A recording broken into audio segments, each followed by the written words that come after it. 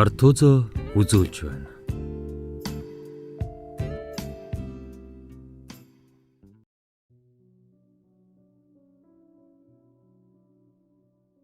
Сайн байцгаана уу эрхэм үндэт сонсогчдоо. Та бүхэнтэй энэ удаагийн дугаараар хаяглаагүй захидал Facebook группт ирсэн гишүүдийн захидлаар уулзж байна. Миний нөхөр, миний дайсан. Би одоо 33 настай 2 хүүхдийн ээж байна. Би нөхөртөөгөө жаахан хожуу учирсан. Манай нөхөр надаас 7 насаар ах. Анх надтай танилцахдаа надад чухам хайртай дуртай гэд араас минь гүйсээр байгаад л суусан юм. Би тэр үед өөрийн гэсэн ажилтай, орлоготой, бие даасан эмэгтэй байсан. Хинч харсан хүнд гологдоод байхаар эмэгтэй лав биш. Хэд хэдэн залуус миний араас гүйдэг байсан ч нөхөр маань тэднийг бодвол арай илүү амьдралын ухаантай зүйлс ярьдаг байсан юм. Ингээд нэг л мэтгэд нэг гэртээ орж удаачгүй би жирэмсэн болсон юм. Жирэмсэн үед нөхрийн дүүн хурмаа хийлээ. Гэхдээ ресторанд биш. Монголынхоо ёс уламжлалын дагуу гэртээ хийсэн. Хадмууд надад их сайн ханддаг хэдий ч цаана нэг л түргэн ууртай их л хэцүү хүмүүс шиг санагдаж байлаа. Тэр ч үнэн байсан. Наана гин цагаахан хүмүүс харагддагч далдуур, ах トゥ хамаатан садандаа намайг муулж явсныг би нөхрийнхөө үеэлд өгөөс нь мэдлээ. Дотор харанхуйлаад л явчихсан. Тэр өдрөөс хойш худлаа наана магтах бүртэн энэ бүхэн худлаадаа гэж дотроо боддог болов. Хадам ээж гэх хүн нийт 5 нөхөр сольж түүнээсээ нийт 7 хүүхэдтэй. Хамгийн том нь гих ахыг багт нь хүнд өргүүлчихсэн учраас бараг холбоогүй. Дараагийнх нь манай нөхөр.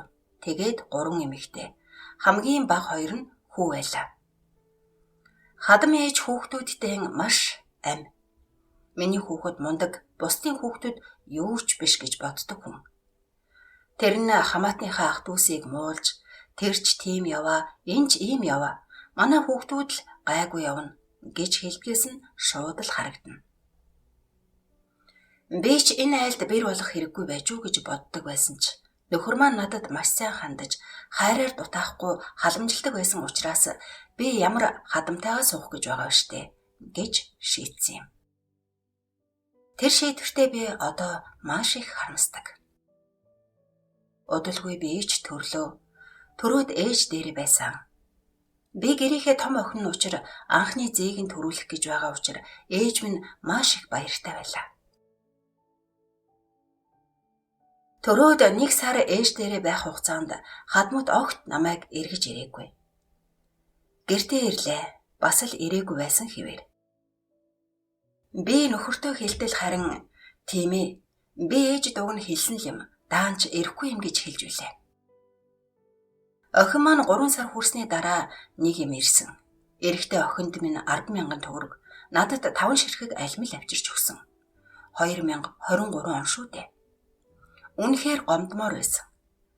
Манай гэрийн санхүү муудаж угаас би сүү муутай нэмэлт сүү өгдөг байсан учраас охиноо 5 сартай байхад нь ээжтэй үлдээгээд би ажилдаа орсон. Ээж маань орон нутагт байдаг юм. Охиноо маш их санана. 14 хоноод нэг удаадаа охин дээрээ очиж хондог байлаа. Охиноо 10 сар хүрэхэд нь би дахин жирэмсэн болсноо мэдсэн юм. Ахуулна гэж бодоод нөхөртөө ч хэлээгүй. Гэтэл савандаа орж ирээгүй байна. Тийм учраас авахгүй 7 хоноод ирээрэй гэж хэлсэн. Гэтэл миний тестийг манай нөхөр хогноос олоод харчихсан байлаа. Чи жирэмсэн болсноо надад яагаад хэлээгүй? Бид хоёрыг зориод ирсэн хүүхчүүд ээ. Гэхдээ би ахуулмаар байна. Эхнийхээ хүүхдийг хоёулаа яаж өсгөж байгаа вэ дээ? Чи бид хоёрын харилцаа ч ямар байгаа вэ гэж хэлсэн. Гэхдээ энэ бол шалтгаан нь биш байсан. Би энэ үед нөхрөөсөө айдаг, хажуугаар мань зөрөгтүүдэд далтчдаг болчихсон байсан. Учир нь гэвэл бид хуучны байр худалдаж аваад тэрэндээ засвар хийх гэж байсан юм. Ээж нь болоод дүүн ирж бидэнд тусалсан. Гэтэл би энэ гэрийн эзэгтэй шүү дээ. Өөрийнхөө хүсснээр байраа тогтчулмаар байхад хадам ээж энүүгээр яах гэсэн юм. Илүү зардал тэрүүгээр ч яах юм. Ийм хачин юм хийх юм уу? гэж байнга гоочилж байлаа. Уг нь өөрийнх нь хүүгээс нэг төгрөгч гараагүй. 100% миний цуглуулсан мөнгө бас цалингийн зээл авсан мөнгө маань байсан юм. Хүүгээс нь нэг төгрөгч гаргаагүй байхад за энэ жаах. Манай найз нөхөртөөгөө ирээд туслахаар боллоо. Учир нь манай найзын нөхөр нь барилгын дотоод засал хийдэг юм. Мэргэжлийн хүн гээд бийж олзуурхаж байлаа. Манай нөхөр энэ өдөр ажилдаа байсан юм. Хадам болон дүүн манай хоёр найз бид тав янзлах гээд эхэлтэл мэргэжлийн хүн юм хийх гэж байхад хажуунаас нь заагаад л ширв татаад л ийм юм аваад өгөөч гэхээр сонсоогүй хүн шиг буруу тийшээ харж суугаад л тэгснээ бүр хоёулаа зүгээр санал дээр хараад суучихсан.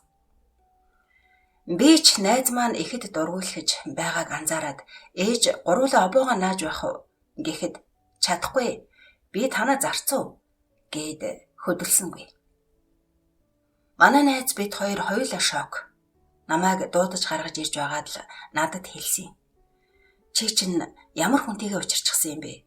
Энэ хадам ээж чинь юу вэ? Манай хүн уурлаад байна. Бид хоёр явлаа шүү. Зүгээр туслах гэсэн биш. Хадмын чинь нүдэнд орсоор байгаад таарах юм байна. Гээд нөхрөө аваад явчихлаа.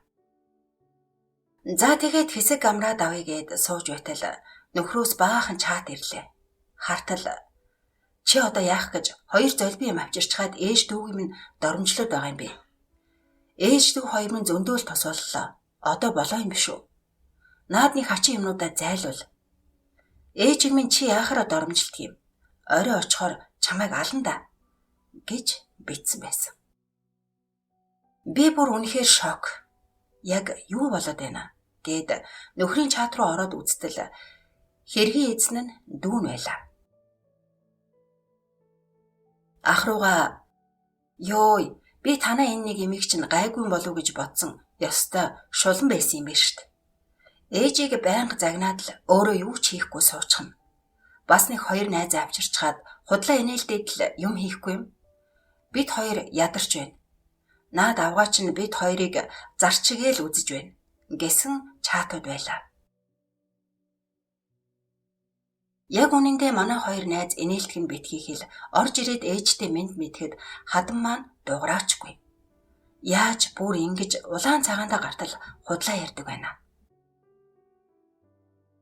Надад дүүгийнх нь худлаа ярихаас илүү нөхрийн ална гэсэн тэр үг хамгийн их шоконд оруулсан юм. Ингээд л хар цагаан дуугүй би цэвэрлэгээ ганцаар хийсээр орой боллоо. Нөхөр орж ирээд шуудхан л ээж дүү хоёроо явъя. Би гэрт чинь хүргээд өгье гэв. Би юу ч дуугараагүй. Ээжигээ хүргэж ирчгээд шууд л намайг яг л эрэгтэй хүн зодож байгаа айтай зодсон. Дээрээс минь дэвсэлж нүүр лүмэн гараа зангитаад чи юм уу миний ээжэд ингэж хандахгүй гэдэл надад үнэхээр гомдолтой байсан. Би хийгээгүй хэлээгүй зүйлийнхээ төлөө өдий болтол ганцхан тэр хүнд л итгэж ирсэн байхад тэр итгэлт хүн маань намайг нүүр нүдгүй зодож байлаа. Сэтгэл болон зүрх минь бие минь бүх зүйл минь маш ихээр өвдөж байсан. Арай гэж утсаа аваад ээж рүүгээ залгах гэтэл утсыг минь булааж аваад утсаар минь намайг зодсон. Аимшигтай хар дарсан шөнө өнгөрсөн юм. Намайг зодчхоод өглөө дамтан хэвтэж байхад дээгүүр минь хараагаад газар ор засаад унтаад өгсөн. Би утсаа асаах гэтэл дэлгэцэн эвдэрчихсэн байлаа. Тэр шөнө ямар их гомдол цөхрөл тээж уйлж хонсон гэж зүгээр л шалан дээр нүд минь нээлттэйч бие минь огт хөдөлсөнгүй. Цанхоор гэгээ орж ирэхэд би өөрийгөө амьд байгаагаар мэдэрсэн. Нөхөр гих хүн босож ирээд чи наана юу хийгээд хэвтээд байгаа юм?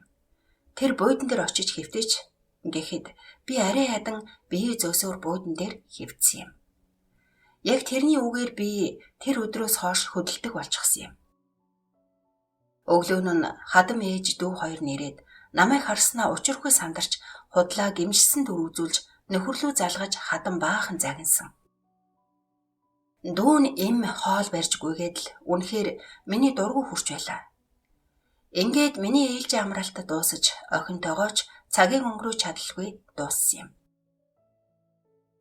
Даанч нүүрний хөхрөлт хавдар бүрэн арилаагүй байсан тул би худал хилээд ахиад 7 хоног амархаар боллоо. Ээж дүү нартаа огтхон ч энэ тухай хэлээгүй. Дүү маань охиныг минь надад авчирч өгөхөд миний царайг хараад шууд л мэдсэн. Надаас асуухад нь би миний буруугаас болсон юм а гэд л хэлчихсэн. Яагаад тэгж хэлснээ одоо өөрөө ч би ойлгохгүй юм. Магадгүй тэр хүнээс тэгж их айсан байх. Ингээд л би ойрхон төрөх болсон юм. Ингээд 2025 оны 3 дугаар сард би ахин төрж хүүтэй боллоо. Энэ удаад хадмууд ээлж дараагаараа ирж эргэсэн. Эмнэлгээс гараад шууд л гэртээ гарч нөхөрч чухам хоол цай хийж гүйгээд л намайг зодсон өдрөөс хойш ахин тэгж зодоогүй ч хэл амаар доромжлох нь игссэн. Чи ганцаараа төрөө юу? Чи ганцаараа жирэмсэн болоо юу? Ингэж амьдрахаар үхэж намайг баярлуулаач гэдэл. Энэ үгнүүд нь бүр үнэхээр гомдмор. Жирэмсэн үе байсныг ч хэлэх үү? Байнга гомдостой л байлаа. Ингээд ойрхон төрснийг ч хэлэх үү? Маш их ядарсан. Даанч нөхөр намайг төрөөд 3 хоногийн дараа ажилдаа орж би гэдэг хүн өөрөө хоолоо хийж охиндоо хоол хийж өгнө. Хувцснуудаа угаана, гэр цэвэрлэн гэдэл унтаж амрах гам барих гэдэг зүйлийг мартсан. Гэртээ суугаад хаяа үнэхээр ядраад жоохон хөвтөхээр ялхаач хөвтлээ залхуу заванаар нь дуудана. Би хизээч нөхрийг эрэхтэн гэрээ цэвэрлэхгүй байж үзээгүй. Хүүхэд тоглоомоо тараачихсан байсан ч юу ч үлдээлгүй бүгдийг нь цэвэрлээд цэвэрхэн л сууж байдаг. Гэтэл ажлаасаа орж ирээд ширээн дээр нэг аяга юм уу газар нэг хүүхдийн тоглоом байвал тэгээд шууд л намайг ажилгүй өдөржин гэрт уцаа угаж хөвцсөн байна гэж хэлдэг. Тэрнээс гадна надад цалингаасаа 5,000 төгрөгч өгч үзээгүй. Бүр нэрээ шүү. Энэ хүнээс би нэгч төгрөг авч үзээгүй. Сарын тэмдэг ирээд хэрэглэл авах гэсэн үнэхээр мөнгө байхгүй асуусан чинь надад мөнгө байхгүй зээл төлчихсөн гэд өгөөгүй. Харин дараа нь чатыг нь хартал дүүн ажил дээрээ өлсөд байна 20,000 төгрөг байна уу гэхэд шууд л шилжүүлчихсэн байсан. Надаас илүү дүү нартаа илүү их хайртай. Би түүнийг төрүүлж өсгсөн ээжтэй нь барьцахгүй. Ядаж дүү нараасаа жоохон дээгүүр үзэж болно доо. Дүү нараас нь өвдлөө гэвэл им барайдалгүй. Намайг өвдлөө гэвэл чи яасан гэж өвддөг юм. Битгий өвчин хилээд худлаа залхуурхаа бод гэж хэлдэг. Би 39 хэм хүртэл халуурсан ч им ууж хэвтэж үзээгүй. Ямар нэг юм өвдсөн ч им уухгүй хэвтэлгүйгээр тэссээр өдийг хүрсэн. Заримдаа нөхөртөө эрхлээд хэвтэж байгаа эмэгтэйчүүдийг хараад атаархаж байлаа. Ингэжл би гэдэг хүн 3 жил энэ хүнтэй амьдэрсний эцэст салхаар шидчихээ сууж байна. Гэхдээ санхүүгийн асуудал тулгарч байгаа ч энэ бол зүгээрээ би болгоно. Ээж маань дүү нар маань байхад болж л таараа гэд бүх юм аваад ээж дээрээ ирчихсэн байна. Тэр хүн биднийг явсан гэд ухаараачгүй байгаа бололтой. Зүгээрээ тэр хүн ухаарад ч хэрэггүй байх. Би энэ хорвоод ирэх хамгийн том дайснаас ингэж нэг салсан юм. Энэхүү түүхээрээ юу гэж хэлэх гэсэн бэ гэхээр бүсгүй минь чи өөртөө хайртай бай. Чи энэ хорвоод гэрэлтэж амьдрах гэж төрсөн. Хэн нэгний хараан дор, хэн нэгэнд дарлуулж, хэн нэгнээс хайр гуйж амьдрах гэж биш. Зүгээр л өөрийнхөө гэрэлтэж амьдр. Амжилт хүсье. Захиа илгээсэн бүсгүйдээ баярлалаа.